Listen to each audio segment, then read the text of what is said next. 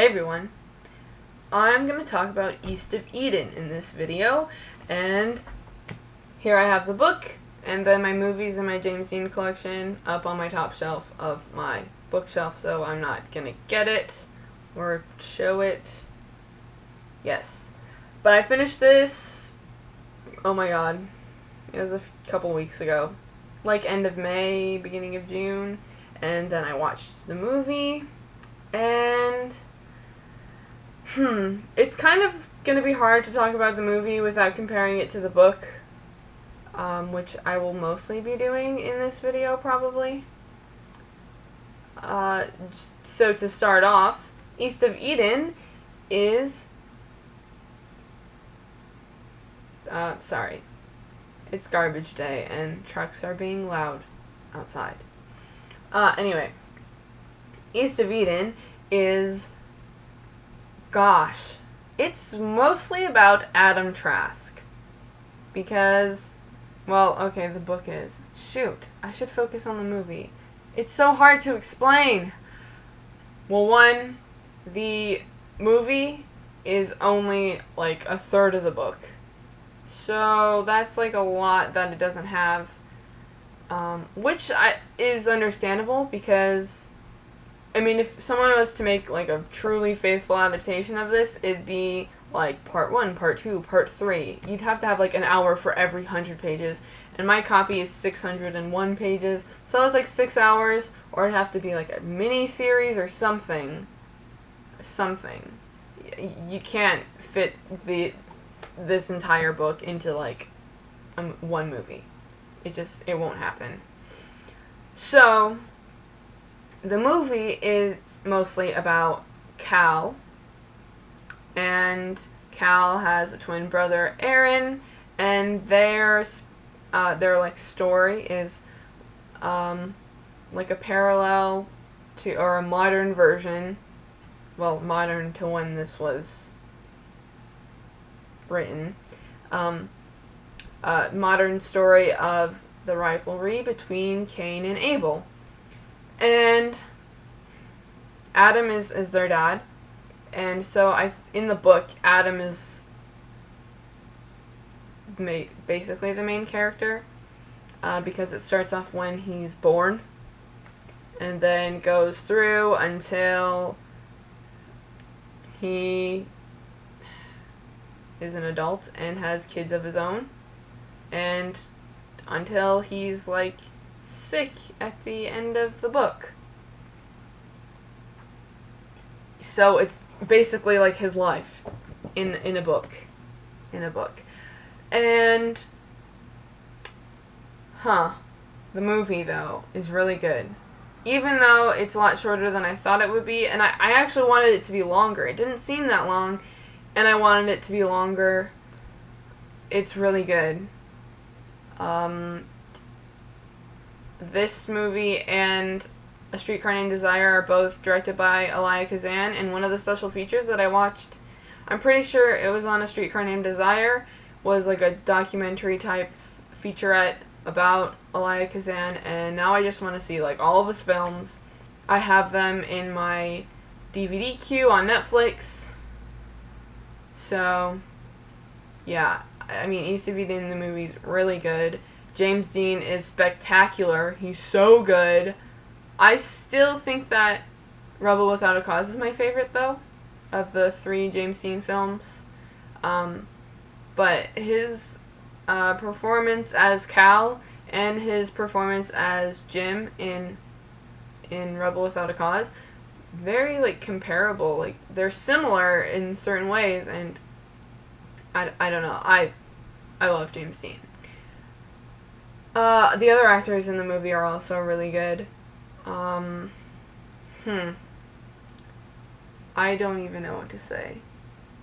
It's really hard to compare, or to only talk about the movie and not compare it to the book. So I guess, other than what I've already said about the movie versus the book, Lee is not in the movie. That's a little upsetting because he's a very prominent character throughout, like, the entire book almost. at least like the last 2/3.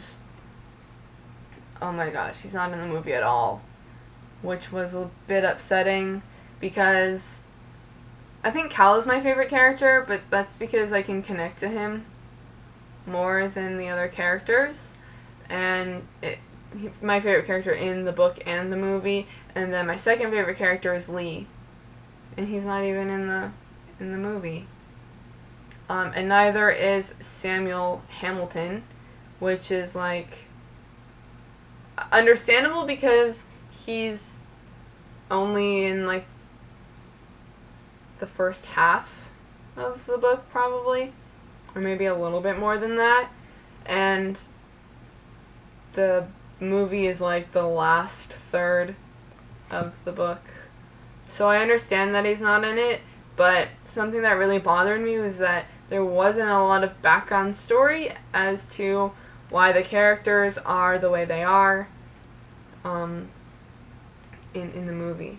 And yeah, so I think there should have been a little bit more included in from the beginning of the book. Also, what else? Oh my god. The most annoying thing, though, was that they made Cathy / Kate, I'm just gonna call her Kate, though. They made Kate seem like really likable. Well, okay, not really likable, but somewhat likable. Like, she has a moment with Cal, and then it's almost like you feel like sympathetic towards her, and you're like, no! No! She's heartless and selfish and basically a cold-hearted bitch, and you just don't like her at all. And then they make you like her like a little bit in the movie, and you're like, no, no, no, you can't do that. Yeah, and yeah, oh my god, I just didn't like that, because she's awful. She's awful. I don't think I've ever read a book that I've hated a character so much. Okay, yeah. And while I'm talking about her, I don't know, I guess that's a okay transition. It's not like announced and there's not a lot of information about it, but on IMDb there is a page of a remake of East of Eden, and that's upsetting. I don't think it should happen, but it has, like, the only information it has on it is that Jennifer Lawrence would be playing Kate. No, no, no. Okay, first of all, I don't think she'd be good at playing Kate because, you know, Jennifer Lawrence is pretty likable. Like, I don't even think she's that good at playing Mystique. Like, in X-Men First Class, she was pretty good, but in X-Men Days of Future Past, you're like, I can't even see Jennifer Lawrence being, like, this evil Mystique. Like, no. So, if she can't pull off Mystique, she can't pull off Kate. Yeah.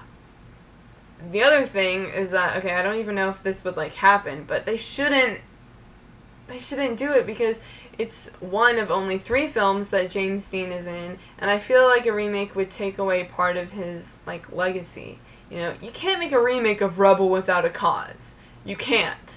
So, why would you do a remake of East of Eden? Or Giant. Like, you can't redo any of those. So, I hope it doesn't happen. I hope it doesn't happen. I don't want it to. And I think that's all I'm going to say, and I'm sorry if that's not a lot of information. But those are some of my thoughts on the book and on the movie. I do recommend both to everyone.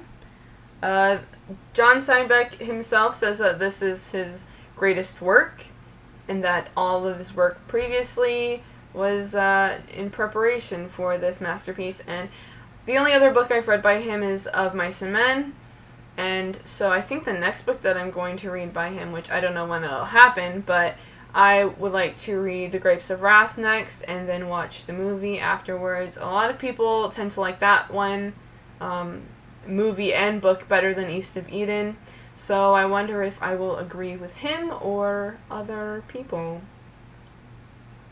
So, yes, those are some of my thoughts. And tell me what you think, especially about that remake thing. I don't know. If they made a remake, I'd be really upset. I'd be, like, really upset. So, would you be really upset too? Let me know. Let me know. I mean, it'd be interesting to see who else they would, like, cast in it as the other characters, and to see how much of the book they would remake, or that they would put into the film. So, yeah.